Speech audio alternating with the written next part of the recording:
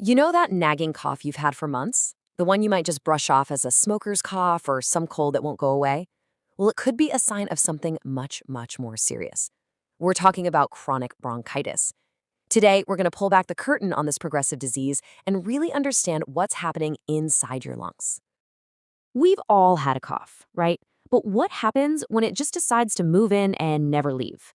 When it sticks around for months, maybe even years? This isn't just an annoyance. Think of it as a desperate SOS signal from your lungs, a constant alarm bell telling you that your airways are in some serious trouble.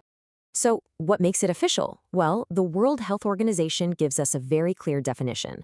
This isn't just any cough, it has to be productive, and that means you're bringing up phlegm. And it has to be persistent, showing up for at least 3 months out of the year for 2 years in a row. That right there, that's the clinical line in the sand between a temporary bug and a long-term chronic condition. Okay, now that we know what it is, let's get to the big question, why? What is causing all this constant irritation? The answer really is a story about our lungs being under a relentless, long-term attack from some very harmful things. Take a good look at this number. 90%. It is a massive, almost unbelievable figure, and it points overwhelmingly to a single primary cause behind the vast majority of chronic bronchitis cases. So what on earth could be responsible for such a huge chunk of the risk? And there you have it, long-term intensive smoking. The constant breathing in of all those toxins in smoke just irritates and inflames the bronchial tree, setting off this whole chain reaction that leads to the disease. It's the number one culprit by a mile, full stop. But you know, smoking isn't the only risk. Other things can definitely play a part. Living with heavy air pollution, for example, is a big one. So are occupational hazards. Think of workers exposed to toxic fumes or industrial dust all day. And it's not just stuff from the outside. Issues inside our bodies, like chronic sinus problems, a weakened immune system, or even really rare genetic defects in our lungs cleaning crew can help pave the way for this disease. So what is actually happening inside the body? To really get this, let's use an analogy. Picture your lungs cleaning system as this perfectly working escalator, always moving gunk up and out. Well, chronic bronchitis is what happens when that escalator starts to break down, piece by piece. It all starts with that constant irritation from smoke attacking the delicate lining of your airways. Your body, trying to defend itself, goes into overdrive, producing mucus. But it makes way too much, and it's this thick, sticky mess. And here's the crazy part. Your body's own defense becomes the problem. This mucus overload paralyzes the cilia. Those are the tiny hairs of our escalator system. They just stop working. And finally, all that trapped mucus clogs up the airways, creating the perfect swamp for bacteria to grow in, leading to endless infections and even more inflammation. It's just a horrible, vicious cycle. And right here, you can see the difference, clear as day. A healthy airway is a nice open passage. But look at the airway damaged by chronic bronchitis. The walls are all inflamed and squeezed tight, and the whole thing is clogged up with thick mucus. Because that cleaning system, that escalator, has totally failed. This is exactly why it becomes so hard to breathe.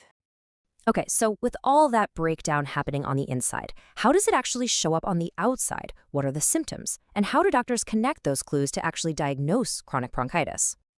Well, the main symptom, of course, is that nonstop productive cough. People often find it gets way worse in cold, damp weather. As things get more serious, shortness of breath joins the party. In really severe cases, you might even see something called cyanosis. That's a bluish tint to the skin, which is a huge red flag that the body isn't getting enough oxygen. And then there's swelling in the shins. Now, this is a very serious warning sign that the heart is struggling to pump blood, causing fluid to back up in the legs. To confirm what's going on, doctors have a whole toolkit.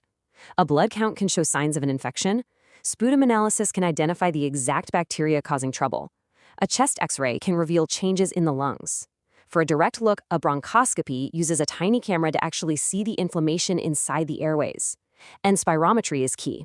It's a breathing test that measures just how much air your lungs can hold and how fast you can push it out, revealing any blockages. Each test gives doctors another piece of the puzzle. And this is absolutely crucial to understand. Chronic bronchitis isn't something that just stays the same. It's progressive. Over time, that constant inflammation and blockage leads to damage you can't reverse, not just in the lungs, but throughout the entire body. As the disease marches on, it often leads to emphysema, And this is a devastating turning point. Emphysema is the actual physical destruction of the tiny air sacs where oxygen gets into your blood. And the most important word here is permanent. Once that tissue is gone, it is gone for good. There is no coming back from this. So, with enough of that precious lung tissue destroyed, the lungs simply can't do their job anymore. This is what we call respiratory failure. The body is literally starved of oxygen, and it can't get rid of carbon dioxide. It is a life-threatening stage where the whole system is just collapsing. And believe it or not, the damage doesn't stop with the lungs. The right side of your heart has to work incredibly hard to force blood through those damaged, narrowed-down lungs. Over time, this immense, non-stop strain causes the heart muscle to weaken and fail. That's why we see those swollen shins we talked about. It's a sign that the entire cardiovascular system is breaking down under the pressure. So we've seen how a seemingly simple cough can actually be a sign of a really deep problem. Chronic bronchitis isn't just one thing. It's a whole cascade of failure where the body's own defenses turn against it, leading to the collapse of our respiratory and even our cardiovascular systems. It really leaves us with a critical question.